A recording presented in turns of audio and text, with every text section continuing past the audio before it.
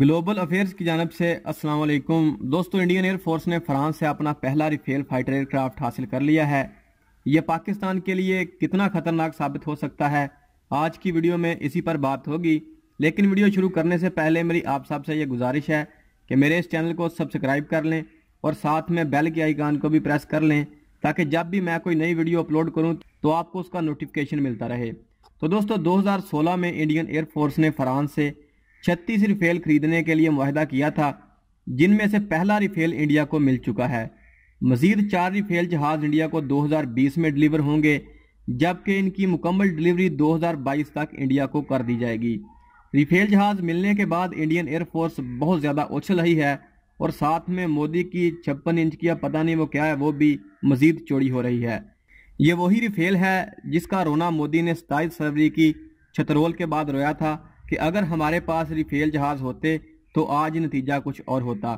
तो खैर, पहला राफेल तो इंडिया को मिल गया और बाकी के 35 भी 2022 तक मिल जाएंगे। अब देखने की बात यह है कि राफेल पाकिस्तान और चीन के लिए कितना बड़ा खतरा साबित होते हैं और ये दोनों ममालिक के लिए कितनी मुश्किलात पैदा कर सकते हैं।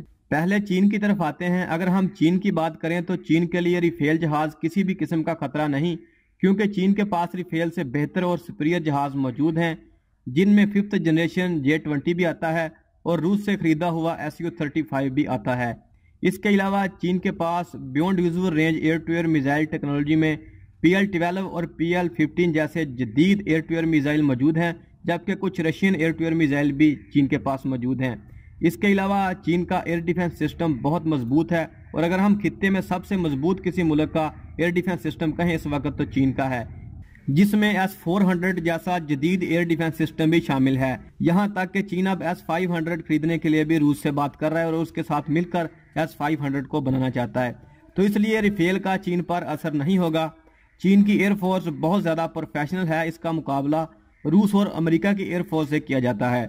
इंडिया से इसका मुकाबला करना बेवकूफ़ी है। जिनको यही पता नहीं कि F-16 के मुकाबले में कौन सा जहाज आगे भेजना है, वो चीन का मुकाबला क्या खाक करेंगे।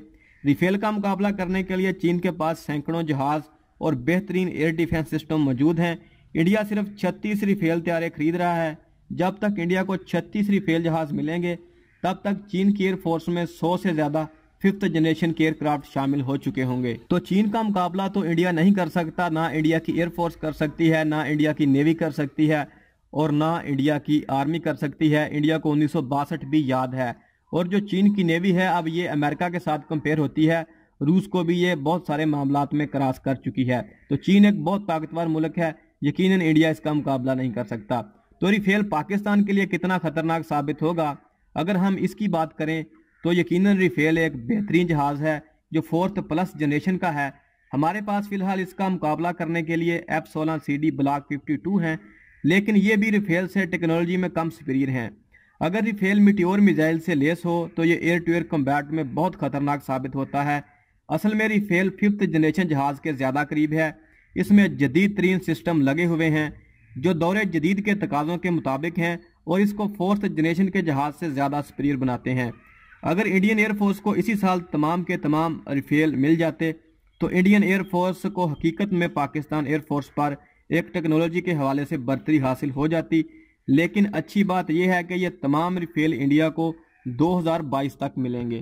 तब तक हमारी एयरफोर्स में भी JF-17 थंडर ब्लॉक 3 एक बड़ी तादाद में शामिल हो चुके होंगे। JF-17 थंडर ब्लॉक 3 भी 4th+ जनरेशन का जहाज होगा जो बिल्कुल राफेल की टक्कर का होगा। अगर राफेल में मीटियोर मिसाइल लगा होगा तो JF-17 थंडर ब्लॉक 3 में भी PL-12 और PL-15 जैसे जदीद beyond visual range air to air missile लगे होंगे। इसके अलावा पाकिस्तान JF-17 थंडर ब्लॉक 3 में मुल्की सतह पर तैयार करदा सुपरसोनिक मिसाइल लगाने का भी इरादा रखता है, जो इसको बहुत सुपीरियर बनाएगा और इसकी काबिलियत को 2 गुना कर देगा। और सुपरसोनिक मिसाइल इस वक्त दौरे जदीद का तकाजा भी हैं और ये किसी भी जहाज़ को बेहतर बनाने में बहुत ज़्यादा किरदार अदा करते हैं। तो इस तरह जब तक इंडिया को राफेल मिलेंगे, हमारे पास भी इनका तोड़ मौजूद होगा। इंडिया के पास 2022 में 36 राफेल मौजूद होंगे, जबकि हमारे पास 2022 तक मेरे ख्याल से तकरीबन 50 के करीब JF-17 थंडर ब्लॉक 3 मौजूद होंगे।